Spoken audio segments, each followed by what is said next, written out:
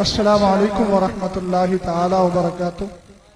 مرکز کی بات چل رہی ہے تو میں بھی مرکز ہی کی بات لے کر آیا ہوں۔ مرکز اہل سنت کا پیغام قوم مسلم کے نام۔ بسم اللہ الرحمن الرحیم، حامدا و مصلیا و مسلما۔ پیارے بھائیوں، السلام علیکم ورحمۃ اللہ تعالی وبرکاتہ۔ آپ سب حضرات کو اور آپ کے صدقے میں مجھ ناچیز کو دین مستقیم مذہب اہل سنت مسلک اعلیٰ حضرت پر قائم رکھے اور اپنے حبیب پاک صاحب لولاک صلی اللہ علیہ وسلم کی سچی محبت دل میں سچی عظمت عطا فرمائے اور اسی پر ہم سب کا خاتمہ فرمائے، آمین یا ارحم الراحمین۔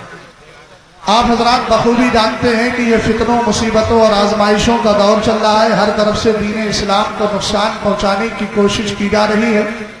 یہودی روش پر چلتے ہوئے سنیت کے لبادے میں چھپے ایمان کے لٹورے آئے دن سادہ لو سنی مسلمانوں کو عالم ربانی، عاشق محبوب سبحانی، امام اہل سنت اعلیٰ حضرت مولانا احمد رضا خان فاضل بریلوی علیہ رحمت و رضوان کے خلاف بدظن کرنے اور ان کے لیے اور اس کے لیے ہر طرح کا حیلہ استعمال کرنے میں لگے ہیں۔ کہیں کنز الایمان ترجمہ قرآن میں بے محل بے سبب بے خطا غلطی نکالتے رہتے ہیں، تو کہیں تواغیت اربع اشرف علی تھانوی، رشید احمد گنگوئی، خلیل احمد امبیڈوی، قاسم نانوتوی کے خلاف دیے ہوئے فتاوی حرمین کو بے بنیاد قرار دیتے رہتے ہیں۔ ایسی نازک گھڑی میں مرکز اہل سنت بریلی شریف آپ حضرات کو اس پربہار موقع پر چند باتوں سے باخبر کرنا چاہتا ہے۔ نمبر 1، تعظیم مصطفیٰ صلی اللہ علیہ وسلم عین ایمان ہے، اس کی حفاظت کے لیے ہر طرح کی کوشش کرتے رہو، چونکہ آپ صلی اللہ علیہ وسلم کی شان میں ادنا سی توحید بھی کفر ہے، جس پر قرآنی آیات، نبوی ارشادات اور اجماع امت شاہد عدل ہیں۔ نمبر 2، علماء حرمین طیبین اور اعلیٰ حضرت فاضل بریلوی نے جن اکابر دیوبند کے خلاف فتوی کفر دیا،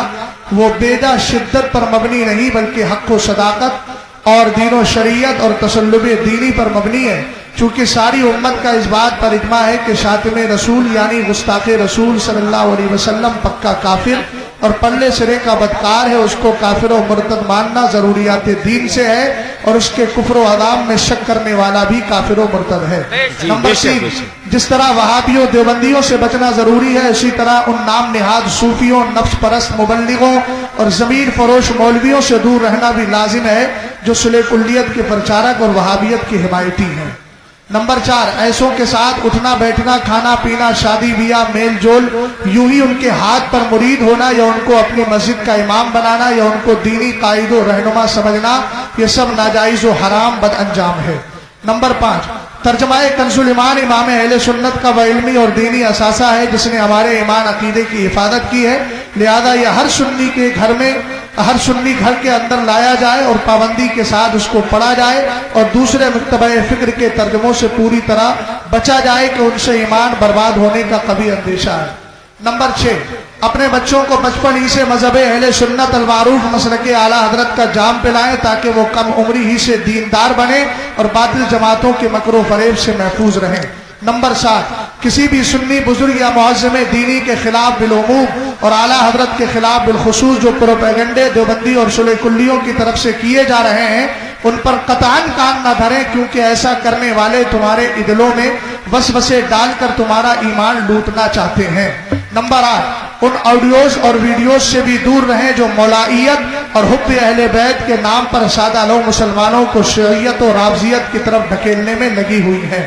نمبر 9، مسلک اعلیٰ حضرت پر مضبوطی سے قائم رہیں، چونکہ دور حاضر میں مسلک اعلیٰ حضرت ہی گمراہی اور بے دینی سے بچانے اور جنت کی راہ دکھانے کا واحد ذریعہ ہے۔ نمبر 10، مسلک اعلیٰ حضرت کے باغیوں سے دوری اختیار کریں، خواہ وہ تمہارے باپ، بھائی، ماں، بیٹی اور رشتہ دار ہی کیوں نہ ہو، چونکہ دنیاوی رشتے پر دینی رشتہ بہرحال غالب ہے۔